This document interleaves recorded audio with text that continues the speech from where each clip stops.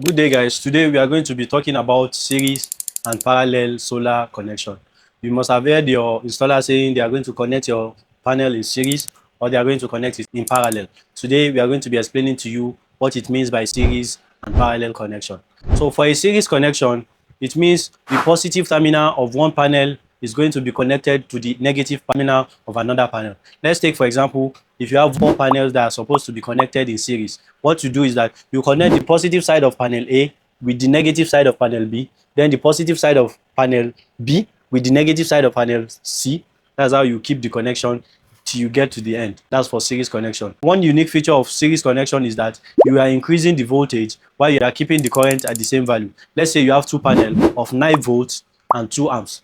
Each panel is 9 volts, 2 amps. When you connect this panel in series, it means the voltage is going to be double while the current will remain the same. For each panel is 9 volts. When you connect them in series, the voltage is going to be 18 volts, while the 2 amps of each panel is going to still remain as 2 amps. So 2 panel of 9 volts, 2 amps connected in series is going to give you 18 volts, 2 amps. So it means one of the disadvantages of connecting a panel in series is that when one panel is shaded or is being affected, the whole series connection is going to be affected. Why is that? We said when you are connecting it in series, the currents remain the same. It means if the current of this one is being affected, it's affecting the whole panel. That's one disadvantage of connection in series. While the other connection is connection in parallel.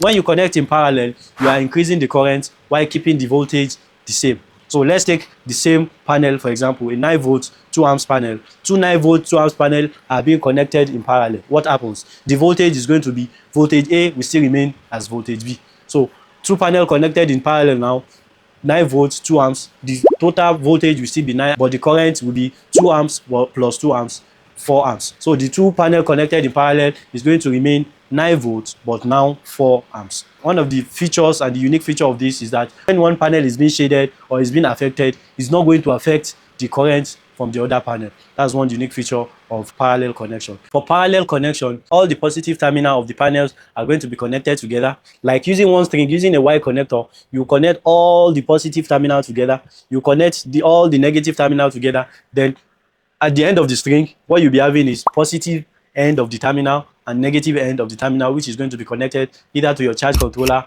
or your inverter if it is an hybrid inverter. Lastly, we have the hybrid setup where you do series parallel connection. You do series parallel connection. That's all the panel are going to be connected in series, then they are going to be connected in parallel. Those are the 3 types of connection we have in panel connection. All these factors are only considered when you get your inverter specification. Your inverter specification will be the one to determine how many series and how many parallel connection you needed to fully power your inverter without exceeding your inverter specification. If you are an installer or you are a homeowner ready to go live with solar, knowing this basic step will help you to get the right recommendation for your solar setup. If you find this video helpful, kindly share it for others to benefit. Comment if you have any question and I will engage you in the comment section. And as always, power up wisely.